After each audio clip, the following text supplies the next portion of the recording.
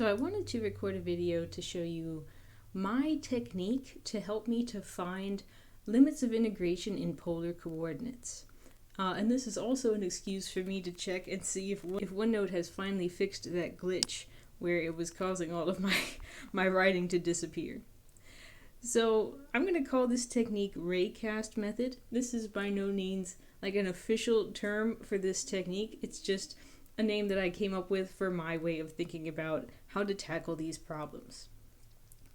I call it the Raycast method because when I'm considering the limits of integration, my technique is to think about shooting rays from the origin. And when I shoot rays out from the origin, I say, but first of all, between which values of theta does a ray actually intersect the region in my problem? The two values of theta between which the rays cross the region are the theta limits. I also check and see when I cast a ray from the origin into the region, when the ray first enters the region, what polar curve is it touching? This is what gives me my lower R limit. Noting that if the ray enters the region immediately and the region actually touches the origin, the lower R limit will be 0. And then I say when the ray exits the region, what polar curve is it touching? This is what gives us our upper R limit. And I have 3 examples below to show you what I mean when I give this general description of my technique. In example number 1, our region is the quarter circle of radius 3, which is set in quadrant number 2. So based on this region, let's go ahead and set up a polar integral over the region called R. So the region R I've sketched on the side here. It consists of a quarter circle of radius 3 in quadrant number 2. So on the outside, it's bounded by the polar curve. R is the constant 3. So I'm going to start at the origin, and I'm going to shoot a ray from the origin. Maybe I'll shoot it in this direction. Now, that ray enters the quarter circle immediately. As soon as it's generated and shot, it is shot into this little wedge. So for that reason, my lower R limit is going to be R equals 0 because the ray entered the region R as soon as the ray was generated. So now I'm going to look at the location where the ray exits the region. The ray exits the wedge as it is passing through the curve R equals 3. So because the ray exits the region along that curve, R equals 3 is our upper R limit. Now for the theta values, I'm going to think about the rays that I would draw that would actually go into the region versus rays that would not go into the region. For example, if I shot a ray out here into quadrant number 1, or into quadrant number 4, or quadrant number 3, these rays do not enter the region at all. The rays only start to enter the region if they are shot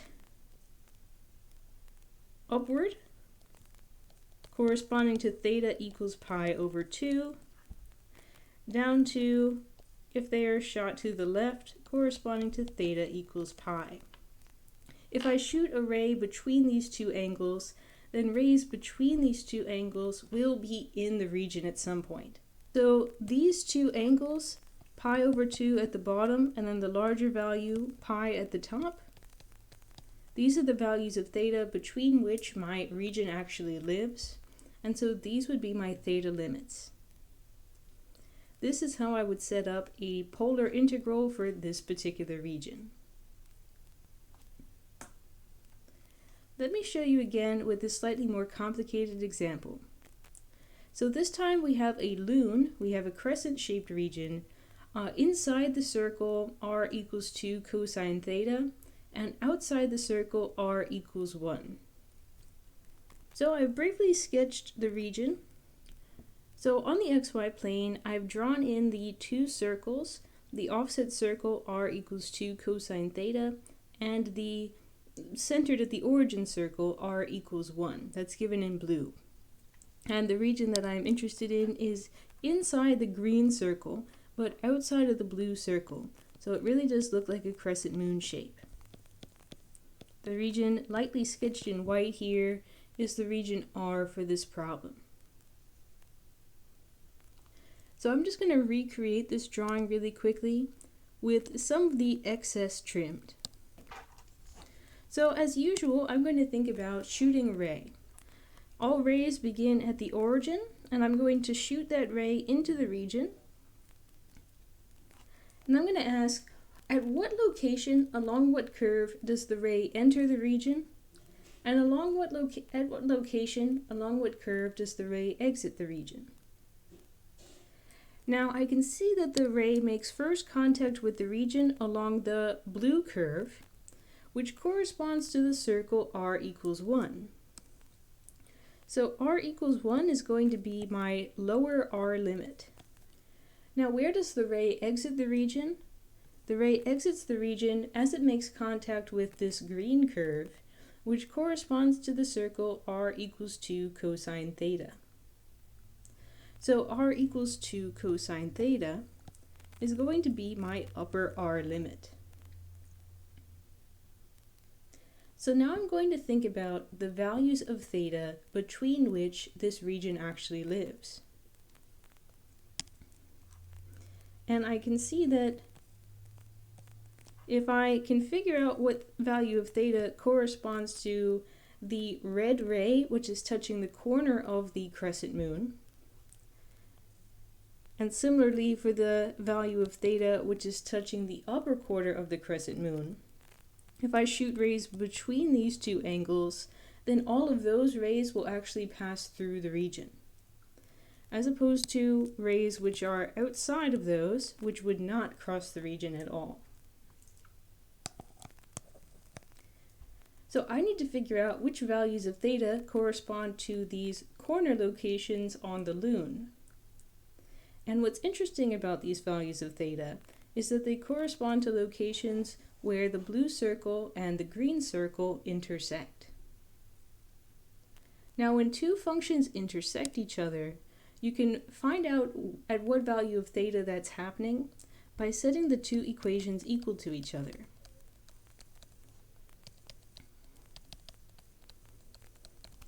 So I'm looking for values of theta where cosine of theta is equal to pi over 2. So some possible answers would be theta equals pi over 3, or theta equals negative pi over 3, and various other answers would work, such as maybe 5 pi over 3, etc. But I need to make sure that the values of theta are chosen and are ordered, so that as I increase from the lower theta to the higher theta, I'm sweeping out the region that contains the Loon. So something like pi over 3 at the bottom and 5 pi over 3 at the top is not going to work, because pi over 3 corresponds to the angle at the top, and 5 pi over 3 would correspond to the angle at the bottom. As I increase from pi over 3 to 5 pi over 3, I would be moving through this back half of the xy plane, but my curve, my region doesn't live in the back side of the xy plane. So instead, I'm going to choose the values negative pi over 3 on the bottom and pi over 3 on the top. Negative pi over 3 points into quadrant number 4, pi over 3 points into quadrant number 1, and as I increase from negative pi over 3 to positive pi over 3, now I'm sweeping out a region which does contain my Loon. So this double integral down below would be the polar integral that I would write corresponding to this region. A final example. This is going to be really similar to what you see in concept check 20, but do be careful, this is a slightly different problem than what is in concept check 20. In particular, it's different because we're going to consider the region which is outside this circle, and in concept check 20, you're looking at the region inside this secondary circle. So be on the lookout for that. How would I set up a polar integral over this region? Okay, so to get a glance at this region, I'm going to go to Desmos. So the cardioid is given in cyan and the circle is given in orange. And so we're looking for the region which is inside the cardioid, but which is outside of the circle. And so the region that we're interested in is the two little hills here on the left side. These are the regions which are inside the blue curve, but which are outside of the orange curve. Okay, so here is my best possible recreation. I'm going to attempt to describe this region using polar coordinates. Now, this region is quite different from the two that came before, because depending on where you shoot your ray, the location where the ray enters the region is different. Scenario number 1, we shoot a ray in either quadrants 1 or quadrant 4. If we shoot the ray in one of these locations, where does the ray enter the region? If in quadrant 1 or quadrant 4, the ray enters the region along the gold curve, here representing the circle r equals 3 cosine theta. But the situation changes if we shoot a ray into the region in the other two quadrants. For example, suppose that we shoot the ray here-ish.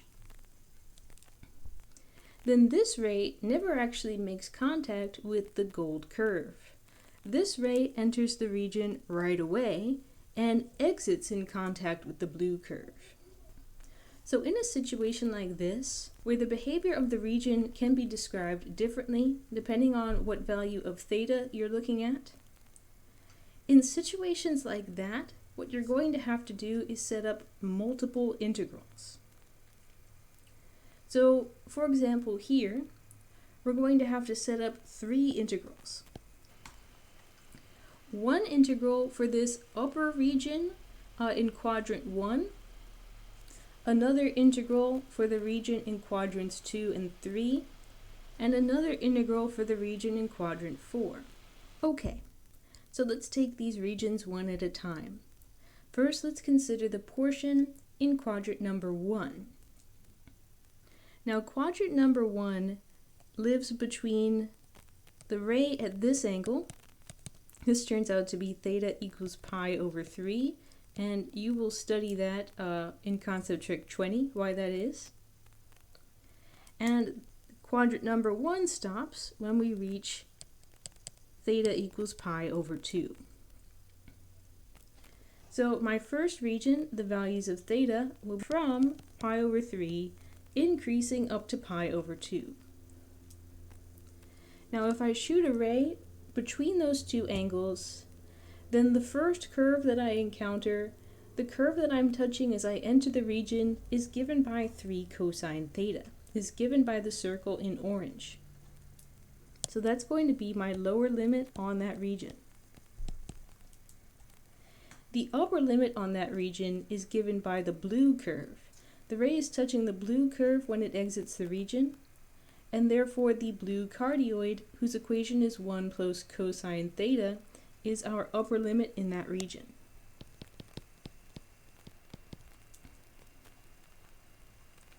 So now we have to consider quadrant number 2 and quadrant number 3. This is valid for rays from pi over 2 down to theta equals 3 pi over 2.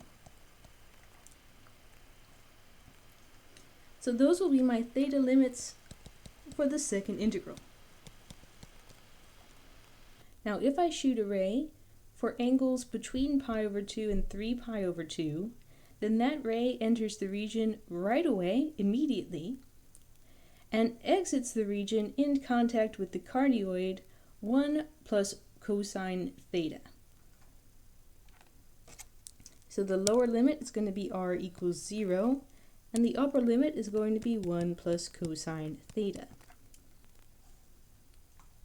Now finally, our last region in quadrant number 4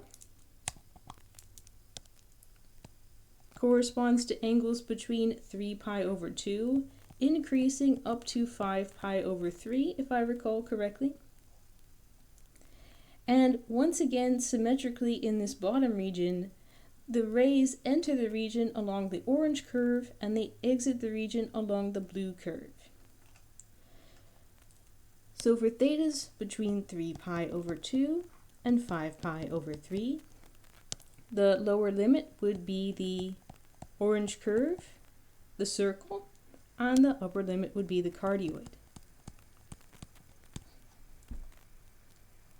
So that is my personal Raycast method for thinking about polar regions.